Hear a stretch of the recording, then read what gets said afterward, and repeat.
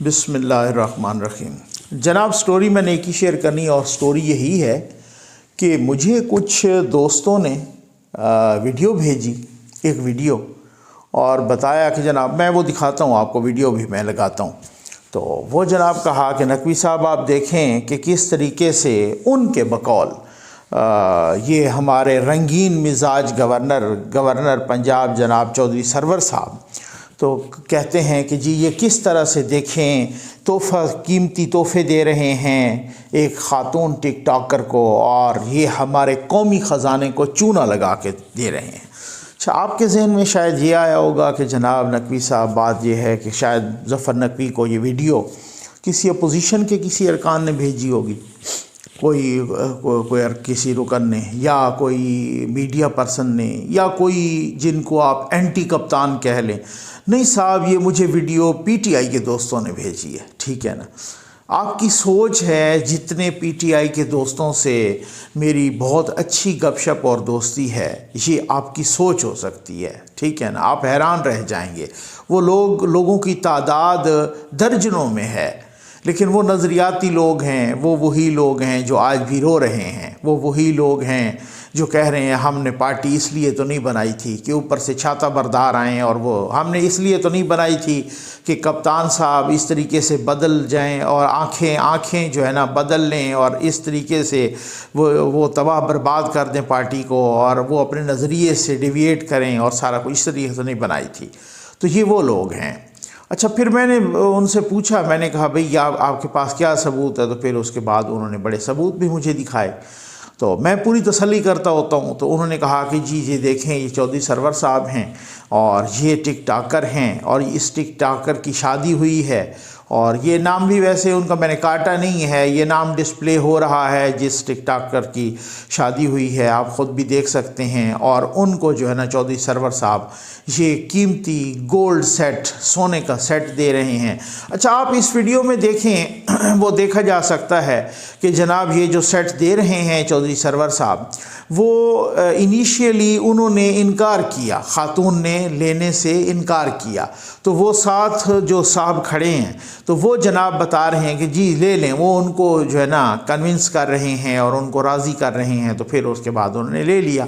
अच्छा, फिर मैंने मुख्तलिफ़ क्वेश्चंस किए। मैंने कहा ये किस तरह से? उन्होंने कहा जी ये 15 लाख का गोल्ड का सेट, ज़ाहिर है जो पीटीआई के अंदर हैं उनके पास। और वो कहते हैं, मुझे बताया उन दोस्तों ने कि जनाब के हमने जो है ना ये सारा कुछ, ये व्हाट्सएप ग्रुप्स में भी, पीटीआई के जो अपने व्हाट्सएप ग्रुप्स हैं उसमें भी ये सारा कुछ चल रहा है, और ये उनकी रंगीन मिजाजी है, और उनके बकौल वो कह रहे थे कि इस तरीके से और सारा कुछ। ये मैंने बोला कि फिर ये क्या सबूत है कि फिर चलें, अगर किसी के को पर्सनल मैटर है तो उसमें हमें नहीं पढ़ना चाहिए अगर जेब से। तो उन्होंने मुझे कहा कि नहीं जी, हमारे पास इसके सबूत मौजूद हैं कि ये कौमी ख़जाने को चूना लगा के ये को 15 लाख रुपए का गोल्ड सेट दिया गया है। अच्छा, मैं ख़ुद हैरान हुआ। उस तरह से तो नहीं हैरान, क्योंकि ख़ुद खान साहब ने भी कहा था कि जिस दिन हम आएंगे तो हम बुलडोज़र फेर देंगे जनाब गवर्नर हाउसेस पर, जितने भी गवर्नर हाउसेस हैं उन सारों पर हम बुलडोज़र फेर देंगे। बुलडोज़र तो किसी ने नहीं फेरा। फिर हमने ये भी देखा कि शाह फरमान साहब के गवर्नर हाउस की जनाब आप देख लें कि जी उनके किस तरीके से बढ़ा ख़र्चा, और वो ख़र्चा किस तरीके से बढ़ गया, कोई 5 करोड़ के लगभग बढ़ गया। फिर हमने दावतों के तमाम के माम भी देखे जनाब गवर्नर पंजाब केस में। फिर हमने ये भी देखा कि जनाब वहाँ पर कोई जो है ना वज़ीर आला हाउस के 5 करोड़ रुपए उसकी तज़ीन व आराइश पर लग रहे हैं, और वहाँ पर बड़ी सीनरीज़ भी होंगी, और वहाँ पर बड़े मतलब मुख्तलिफ़ किस्म की चीज़ें भी, वहाँ पर नए एयर कंडीशनर भी होंगे और सर। तो मकसद कहने का ये है कि ये सिर्फ़ और सिर्फ ना एक कौम को बेवकूफ़ बनाने का, और कौम को चूना लगाने का, और कौम की आंखों में धूल झोंकने का एक तरीका है। बाकी कुछ भी नहीं है, सब बातें हैं, कुछ भी नहीं। कि जनाब अभी की बात है, मरियम नवाज़ साहबा की के बेटे की शादी हुई अपना जुनैद सफदर साहब की। तो 1-2 दिन से ये शोशा छोड़ा गया कि जी बात ये है कि देखें मरियम नवाज़ साहबा ने अपने बेटे को, जुनैद सफदर साहब को, कोई 14 करोड़ रुपए की कीमती मर्सिडीज़ दी और वो पंजाब में जनाब देखें रजिस्टर हुई। और मैंने आपसे कहा है ना भाई, कोई कुछ भी कर ले, चाहे आप नून के हों या कोई और अपोजिशन की पार्टी हो, वो आसमान से तारे तोड़ लाए, वो इतनी कारकर्दगी बेहतरीन दिखाए, ढोल पीटने में, प्रोपेगंडा करने में पीटीआई का सानी ही कोई नहीं है। आज अगर प्रोपेगंडा का बानी गॉयबल्स भी उठ के आ जाए, वो भी दोबारा हैरान हो के मर जाएगा कि ये प्रोपेगंडा तो मेरा बाप भी नहीं सोच सकता था जो पीटीआई वाले करते हैं। मतलब आपको मैं बताऊं ना, इन्होंने जनाब ये किया कि जी उन्होंने 14 करोड़ रुपए की गाड़ी दी है, तो बस वो उसके बाद मरियम नवाज़ साहबा को ट्विटर पे आके जनाब उसकी बाकायदा एक्सप्लेनेशन देनी पड़ी, उसको रद्द करना पड़ा कि साबित करें मैंने कोई गाड़ी नहीं दी, मैंने कोई कीमती गाड़ी नहीं दी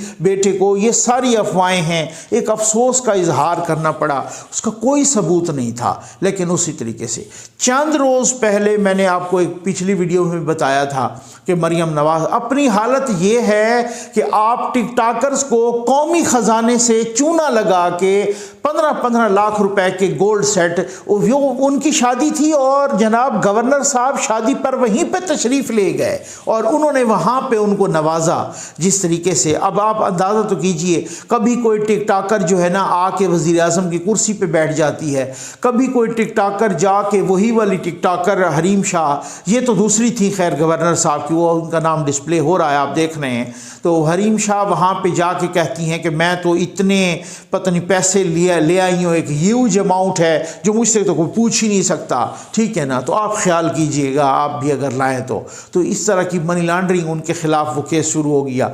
कभी फिर ये एक सूरत हाल होती है। अब मैं तो एक हैरान हूँ कि इनका झूठ बोलने की इतनी प्रैक्टिस है, कोई ये इतना परफेक्ट है जो मुझे तो लगता है 22 सालों में इन्होंने और कुछ नहीं किया। जो कहते हैं ना हमारी 22 साल की जद्दोजहद है, ये 22 साल की एफर्ट्स में कुछ नहीं किया, सिर्फ झूठ बोलने की रिहर्सल करते रहे हैं कि लोगों को चूना कैसे लगाना है और किस तरीके से। इनके को पता नहीं पस पर्दा शबाज गिल टाइप लोग बैठे होते थे जो आज बिहाइंड द सीन से आगे फ्रंट पे आ गए हैं और वो खुल के खेल रहे हैं और वो एक एक सहाफ़ी को, हर एक सहाफ़ी के गले पड़ रहे हैं, हर एक एंकर को बेइज्जत कर रहे हैं, हर एक इस तरीके से वो आ रहे। अभी कुछ अरसा पहले ये अभी मैंने कहा ना कि चंद दिन पहले की बात है, मरियम नवाज़ साहबा ने उस ट्रक की तस्वीर शेयर की, पीछे लिखा हुआ था, नवाज शरीफ साहब की भी तस्वीर थी और उस ट्रक की के पीछे और लिखा हुआ था कि पीछे मुड़वे ढोला तेरी लोड पै गई, कि आप पीछे आएँ, मुड़ें, वापस आएँ, पाकिस्तान आएँ, आपकी ज़रूरत पड़ गई है। तो आप इस तरीके से वो उन्होंने, तो उसके बाद जनाब अज़हर मशवानी साहब ने उस ट्रक की तस्वीर लगा के और एक झूठा रजिस्ट्रेशन उनका वो करके कि देखें ये चोरी का ट्रक है। बाद में वो साबित हो गया कि जनाब वो चोरी का ट्रक नहीं बल्कि वो गिलगित बल्तिस्तान में रजिस्टर्ड है और उसकी पूरी डिटेल सामने आ गई। अज़हर मशवानी साहब को वो ट्वीट डिलीट करना पड़ा।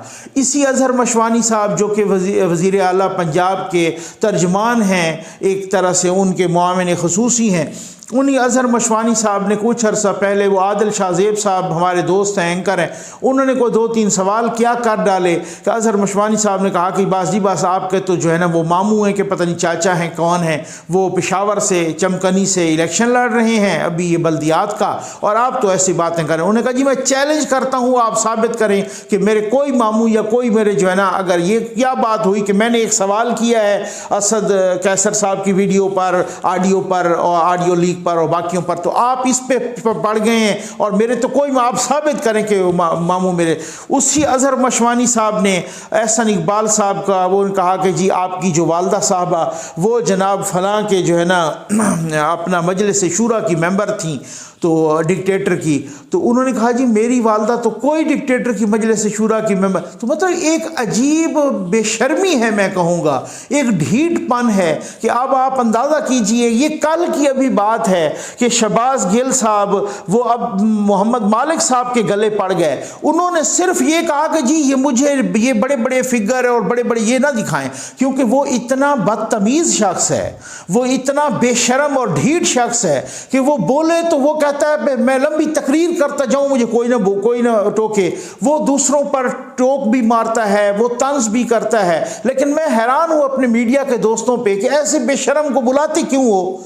ये इस बेशरम को रेटिंग के लिए बुलाते हो कि चीखेगा, इस तरीके से बदतमीजी करेगा, बेशर्मी करेगा, हमारी रेटिंग आएगी। क्या इनको जो है इनका बाइकाट किया जाए ऐसे बेशरम का? तो अब वो जनाब मोहम्मद मालिक के गले पड़ गया। आप यकीन करें, उन्होंने सिर्फ एक सवाल, उन्होंने कहा जी आप ये बताएं कि महंगाई कंट्रोल नहीं हो रही, आप इसको छोड़ दें, फलां अखबार है जनाब, फलां इसने क्या कहा, इसने क्या कहा, आप मेरे साथ सड़क पे आ जाएं, ठीक है ना। मैं कहता हूं शहबाज गिल जैसा बंदा अगर राजा बाजार में, पिंडी में चला जाए, या अनारकली में चला जाए, लाहौर में, या कराची में चला जाए, कहीं मसरूफ बाजार में रेडी वालों के पास चला जाए, उनको वहां खड़े होकर कहे कि महंगाई तो है ही नहीं, कि आप गलत कह रहे हो, आप यकीन करें इनके मुंह पे माजत के साथ जूते न मारे अगर वो फिर उसके बाद इनको छुड़ाने वाला वहां से कोई नहीं होगा, इनको ऐसे जूते लगेंगे। आप यकीन कीजिए अगर ये वहां पे जाके इस तरीके से ये बातें करें जिस तरह से ये प्रोग्रामों में बैठ के करते हैं। ये बंदा उस दिन मैं देख रहा था वसीम बदामी साहब के शो में, उन्होंने कोई बात की, इन्होंने इतनी गैर अखलाकी और गैर पार्लिमानी अब्यूसिव लैंग्वेज की उनको ब्रेक लेना पड़ गया।